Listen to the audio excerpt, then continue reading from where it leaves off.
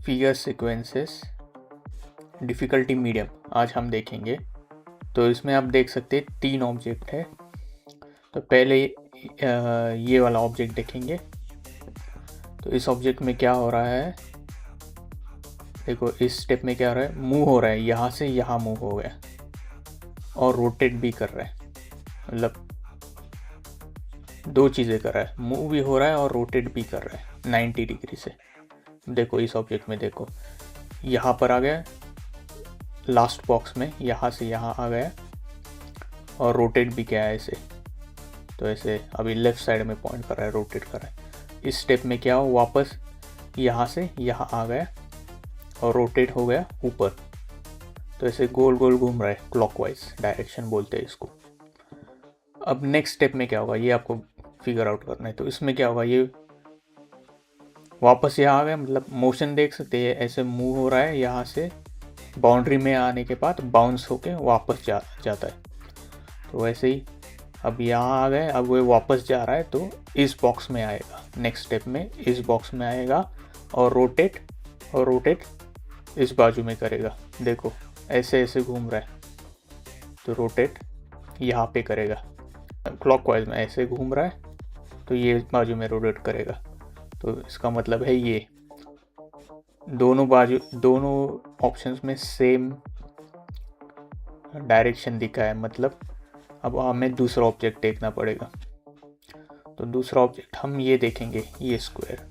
तो इसमें क्या हो रहा है, ये पहले यहाँ था, अब यहाँ आ गया, फिर यहाँ आ गया इसमें, फिर यहाँ आ गया इसमें। तो मतलब ये ऐसे घूम रहा है इन 4 बॉक्सेस में ही ऐसे इंटरनली, ये 4 बॉक्स ऐसे ऐसे ऐसे ऐसे।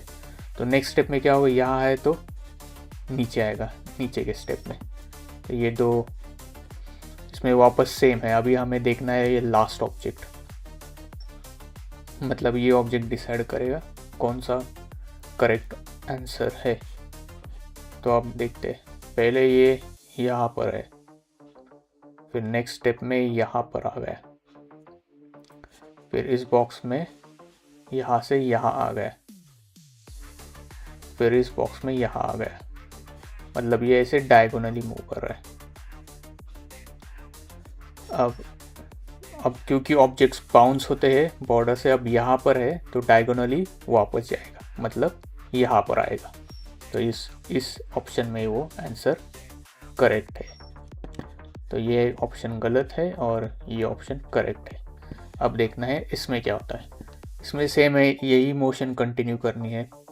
अब ये जो पेंटागन है, ये हेक्सागन है, ये शायद हेक्सागन।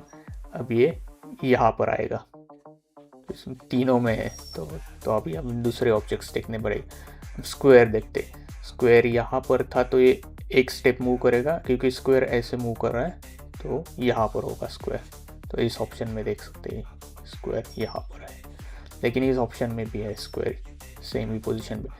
अब ये 2 ऑप्शंस में से हमें चूज़ करना है कौन सा करेक्ट है। उसके लिए हम देखेंगे ये क्या कर रहा था, ये ऐसे जा रहा था और वापस आ रहा था।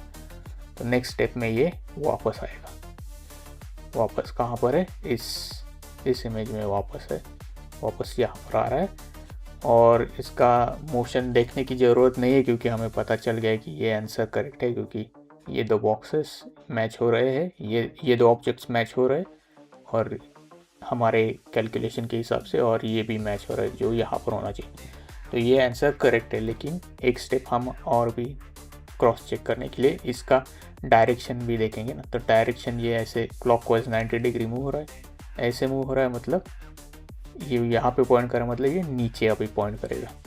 तो देखो नीचे भी पॉइंट कर रहा है और लास्ट बॉक्स में, क्योंकि ये ऐसे पीछे जा रहा था, ये ऑब्जेक्ट देख सकते हैं यहाँ से ऐसे पीछे जा रहा था, तो यहाँ पर होगा, मतलब इस स्टेप के बाद यहाँ पर होगा। तो ये यहाँ पर है, तो इसका आंसर है ये।